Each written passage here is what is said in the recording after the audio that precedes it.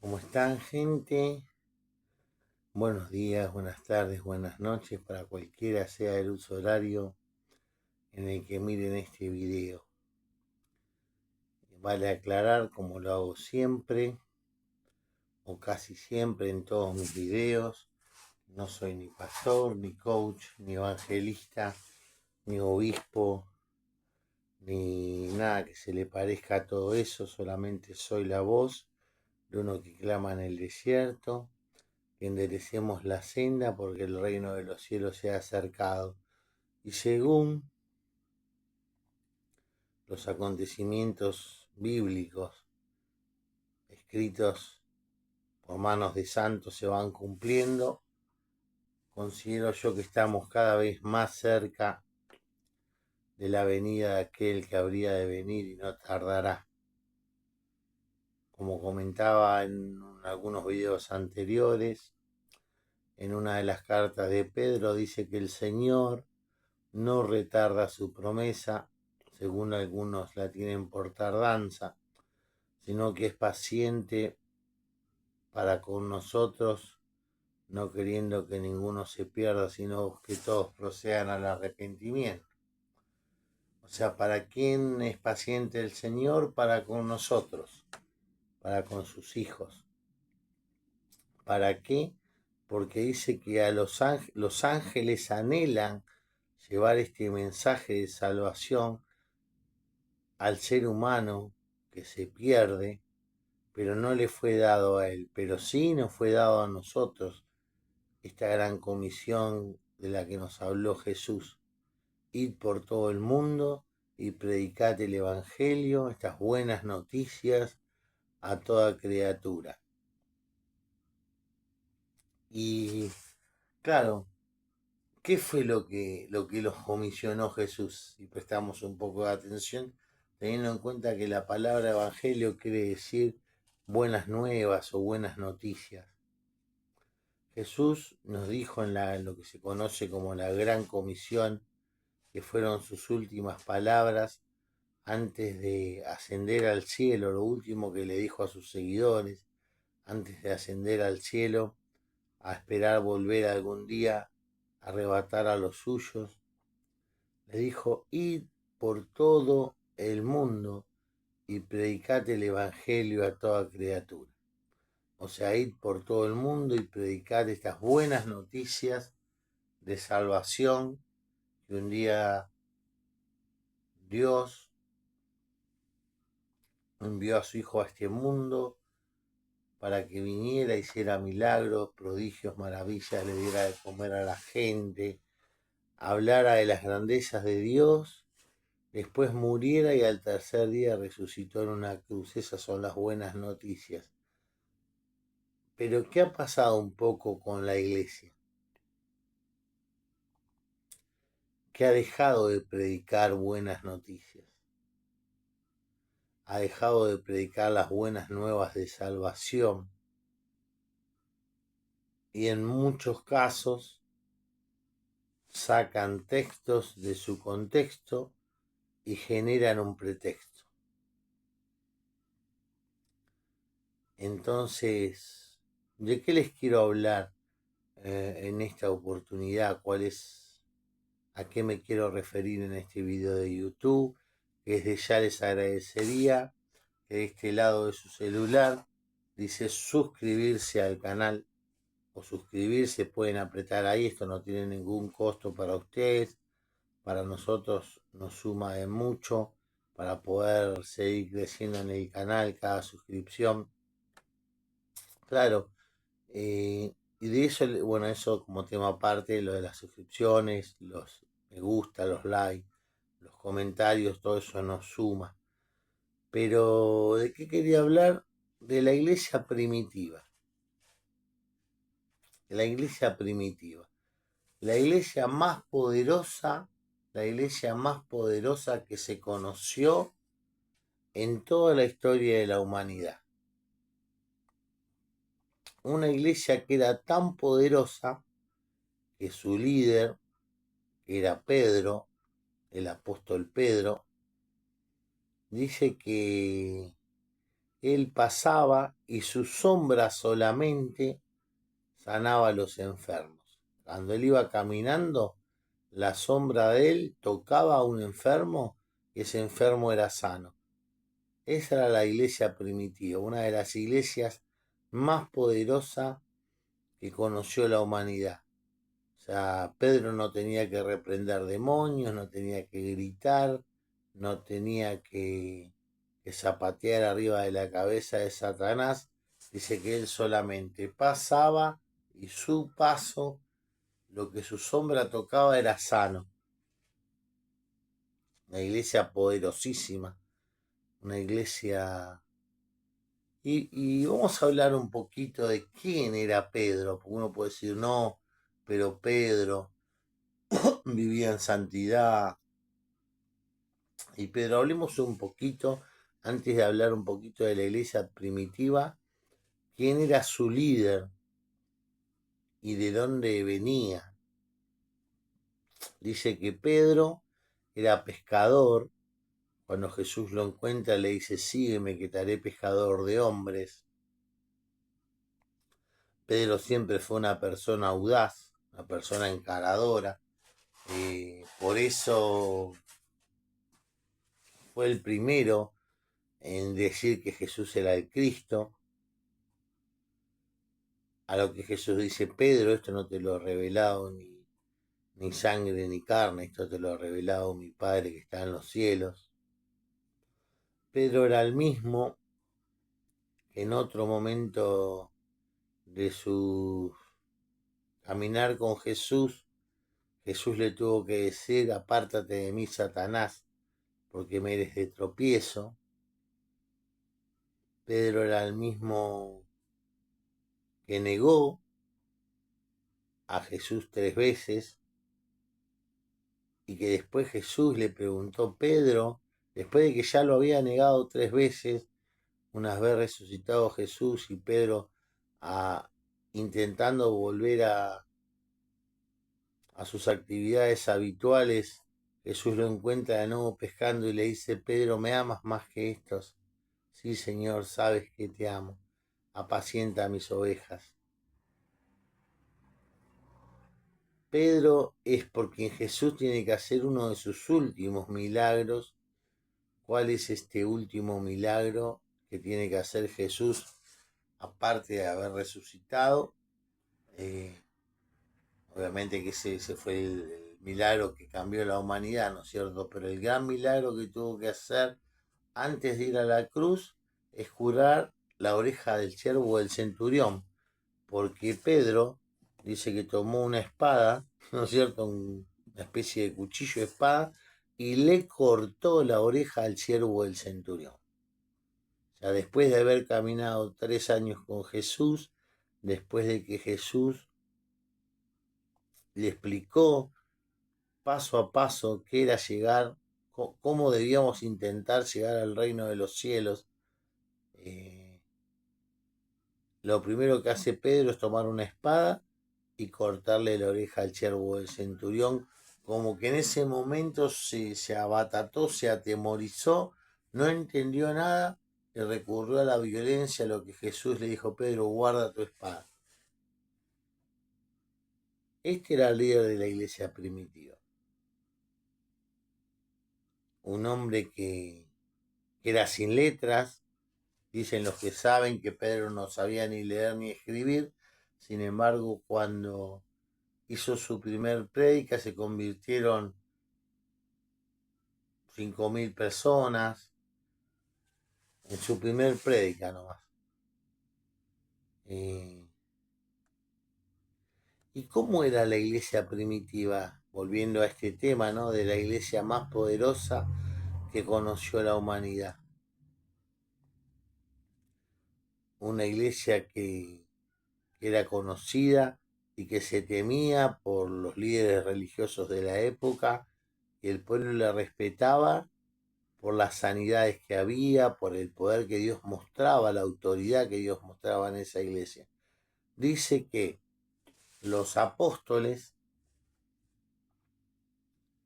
perseveraban en la oración y en la predicación de la palabra, y toda la iglesia, los miembros de la iglesia, tenían todas las cosas en común. Y tanto es así que se respetaba este mandato. No sé si era un mandato, pero era lo que habían decidido, tener todas las cosas en común. De hecho, en una oportunidad dice que los apóstoles tienen que hablar entre ellos y decir, designemos personas, diáconos, unjamos diáconos que sirvan a las mesas, porque empezaban las divisiones, que no, que Pedro le da más a las viudas y Jacobo le da más a los huérfanos. Entonces, como siempre, la plata fue un problema en el mundo y también lo fue en la iglesia, empezaron los problemas por eso. Entonces los apóstoles dijeron, unjamos diáconos que sirvan las mesas y nosotros dediquémonos a la oración y dediquémonos a la prédica de la palabra. Esta era una iglesia poderosa, donde se organizaban, donde había organización porque Dios es orden.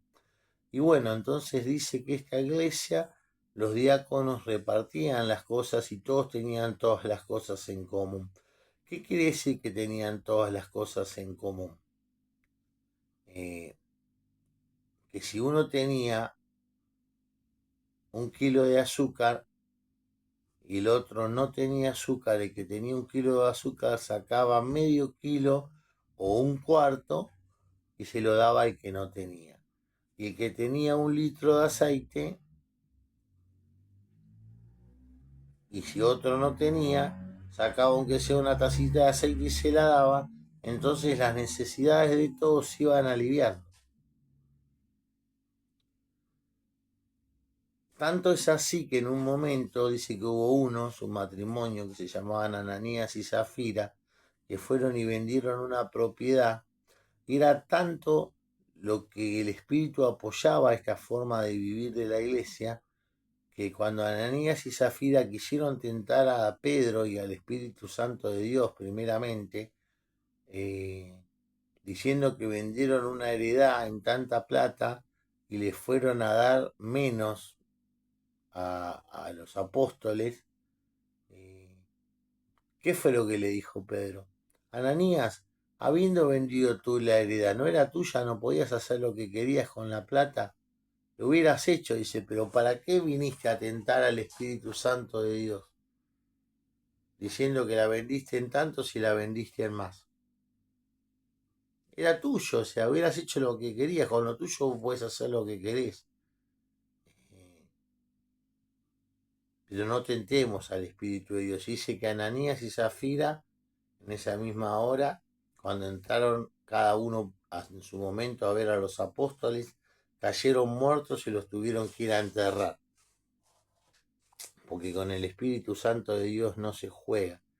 Porque dice la Biblia que no erremos, que Dios no puede ser burlado, que todo lo que el hombre sembrare, esto también segará. ¿Y por qué te hablo de esto? Porque te digo, no, vos tenés que sembrar y tenés que... No, no. El apóstol Pablo decía en cuanto a la ofrenda, al diezmo, ¿no? Que era lo que decía el apóstol Pablo o lo que dice el Nuevo Testamento. Según cada uno fue bendecido, el primer día de la semana, separe algo con alegría en su corazón, con alegría en su corazón. Había una alabanza muy vieja que dice, el que da con alegría como el sol brillará. Porque si vamos a dar, ahorita no, que el diezmo, que la ofrenda, que... El apóstol Pablo decía, muchachos, usted, según sienta su corazón, lo que cada uno fue bendecido en la semana, separe lo que sienta y sepárelo para la obra de Dios. No dice ni el 10%, ni el 20%, ni el 50%. Siempre y cuando lo que demos sea dado con alegría, vamos a ser bendecidos y prosperados. Pero bueno, volviendo al tema de la iglesia primitiva, una iglesia que tenía todas las cosas en común, una iglesia que los líderes de la iglesia perseveraban en la oración y en la prédica de la palabra, y la iglesia tenía todas las cosas en común. Mientras hablaban de las cosas de Dios, se encargaban de que a los suyos, por lo menos, porque dice que la Biblia, que primero debemos hacer misericordia con los de la casa de Dios. Entonces se encargaban de que a los suyos no les falte nada. Por ahí no era que vivían todos en la riqueza, tampoco vivían todos en la miseria, pero repartiendo un poco para cada uno a nadie le faltaba nada. Sé que estamos, como siempre lo digo, llegando en los últimos tiempos, hay mucha apostasía. Jesús mismo lo decía, que en los últimos tiempos vendrán muchos y dirán, aquí está el Cristo, allí está el Cristo, pero no le creáis. ¿Qué les quiero decir con esto? Que la iglesia cristiana está errada en muchas cosas, no. No sé si está errada o no, pero Jesús decía, mi pueblo pereció por falta de conocimiento.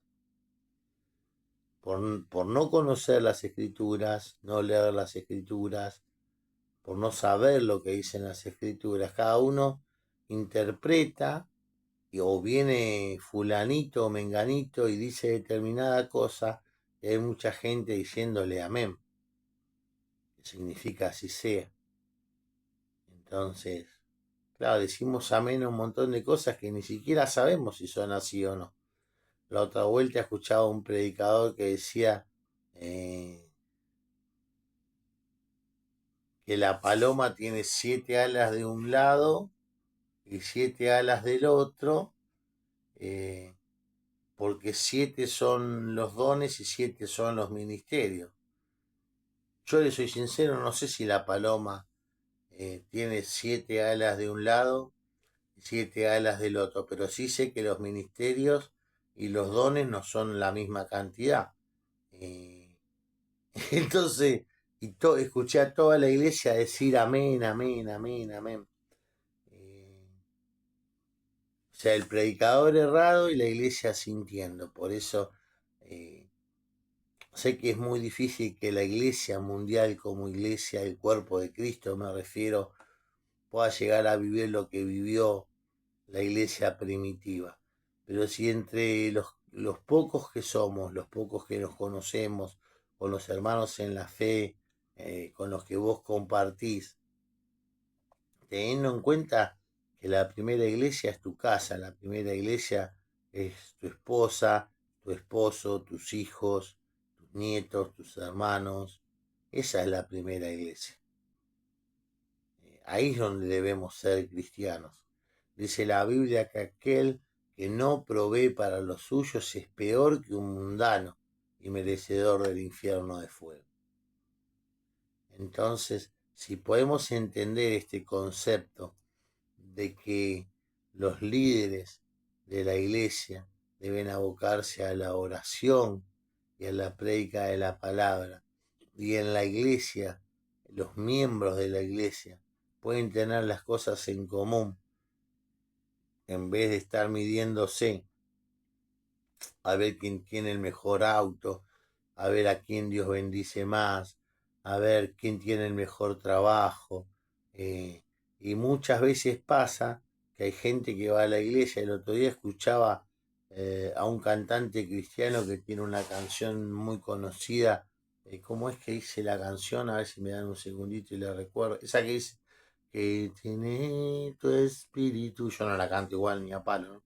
Dice que cuando me tocas me haces temblar.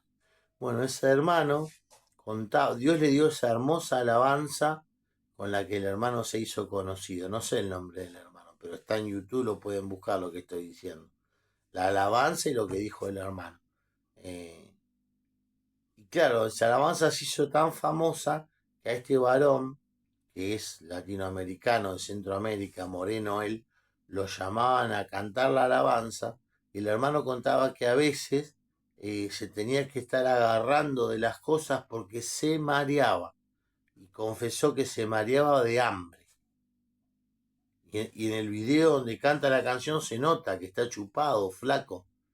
Hoy, gracias a Dios, gracias a esa canción que surgió y puede tener algunas regalías, está más gordito, y se lo nota que se alimenta bien y anda en un vehículo. Pero ese hermano Él confesó que se descomponía de hambre.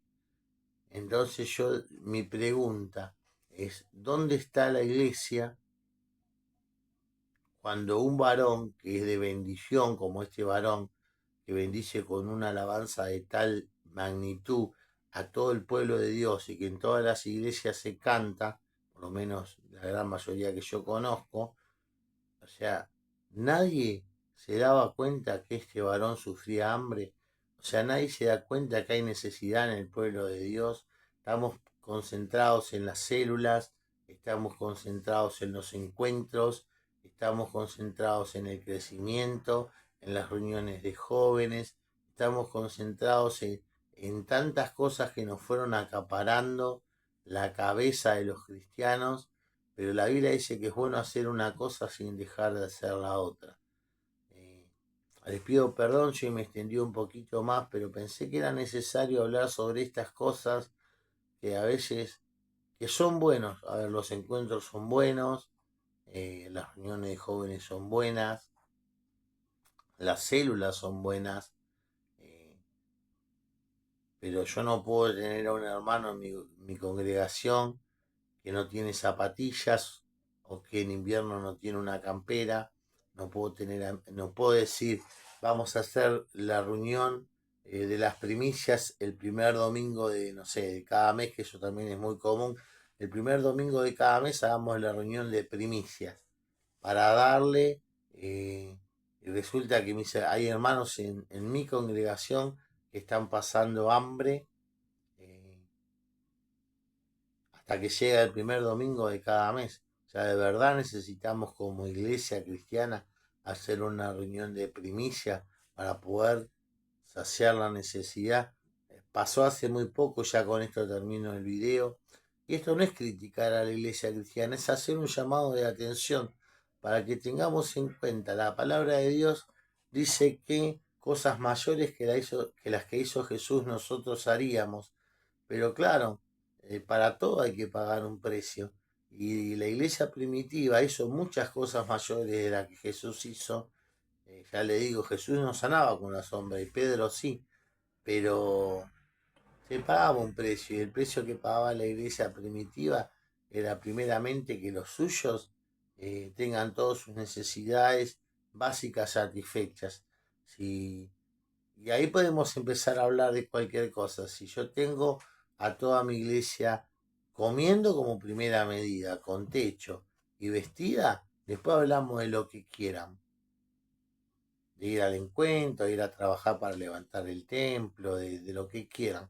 Pero si en mi iglesia hay hambre, hay frío, hay tantas cosas que son malas para el ser humano, eh, que son necesidades básicas, no estoy hablando de grandeza ni de regalarle una camioneta 0 kilómetros al hermano, de necesidades básicas.